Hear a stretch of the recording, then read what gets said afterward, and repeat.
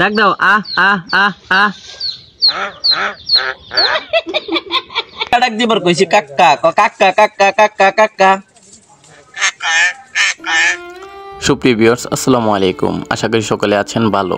তো ইতিমধ্যে আপনারা জানেন যে আমার শালিক পাখি আর নেই, মারা গেছে। তো সে কারণে আজকে একটি ভিডিও করব, এটাই হয়তো বা লাস্ট ভিডিও। আমার শালিক পাখি ছোট থেকে বড় করা পর্যন্ত তার লাইফ হিস্টোরি, তার জীবনের গল্পটাই আপনাদের মাঝে শেয়ার করব। আমি কিভাবে শালিক পাখি পুষছি, কতটা কষ্ট করে। তো আমি অনেক ছোট পাখি আনতাম, কারণ ছোট পাখি অনেক ভালো পোষ মানত। তাদের যত্ন নিতে হতো অনেক পরিশ্রম করে, তাদেরকে ঠিকঠাকভাবে খাওয়াইতে হতো, ঠিকঠাক জায়গায় রাখতে হতো। তো এমনও দিন গেছে আমি রাতে ঘুমানোর পরেও চিন্তা করছি শালিক পাখিটির মনে হয় খিদা লাগছে। আমি অনেক রাত উঠে শালিক পাখিকে রাতের বেলাও খাবার খাওয়াইছি। আর সকালে উঠে সবার আগে শালিক পাখিগুলোকে আমি দেখতাম এবং শালিক পাখির যত্ন নিতাম।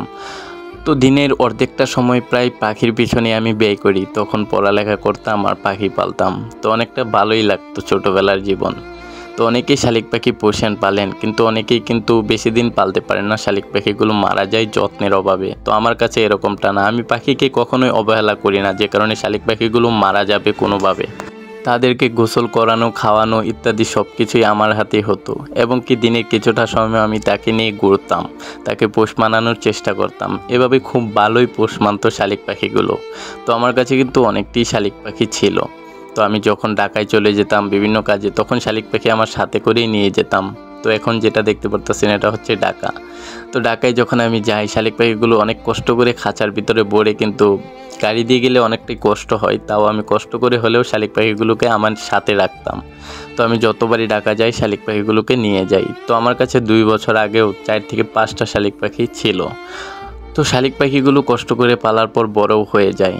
তো বিভিন্ন কারণে, অনেক সময় বিভিন্ন কারণে বিড়ালে বা বিভিন্ন জটিল বা কঠিন রোগে কিন্তু শালিক পাখি মারা যায়। তো এটা আমার হাতে হয়েছে, 2-1 বার হয়েছে শালিক পাখি মারা গেছে, বিড়ালের কামড়ে বা বিভিন্ন অসুখে 2-1 বার মারা গেছে। তারপরেও আমি শালিক পাখি পোষ মানাইতাম এবং কি তাদের প্রতি একটা দুর্বলতা সবসময় কাজ করত।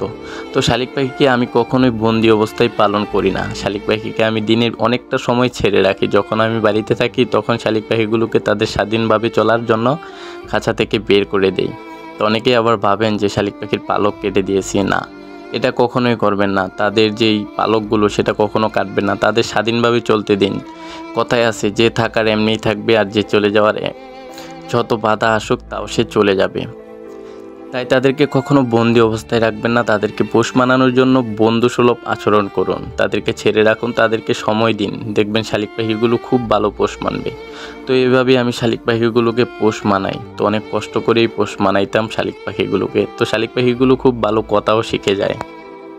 ছুটি সিরিয়াল বাম কাক্কা ডাক দে কাক্কা কাক্কা ডাক দিবার কইছি Kaká Kaká Kaká Kaká Kaká ক আহ আহ আহ আহ আহ আহ আহ আহ আহ। কাক্কা ডাকেন। তো কথা শেখার প্রায় 4 থেকে 5 বছর পরে আমি ঢাকায় নিয়ে যাই শালিক পাখিকে। তখন আমি একটা অফিসে চাকরি করি।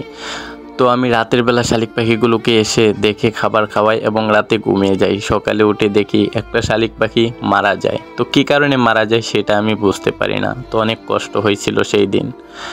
তো তারপরে আমি একটা টিয়া পাখি কিনি, সেটিও মারা যায়, দুর্ভাগ্য আমার। তো এখন আমার কাছে কোনো পাখি নাই, সবাই দোয়া করবেন।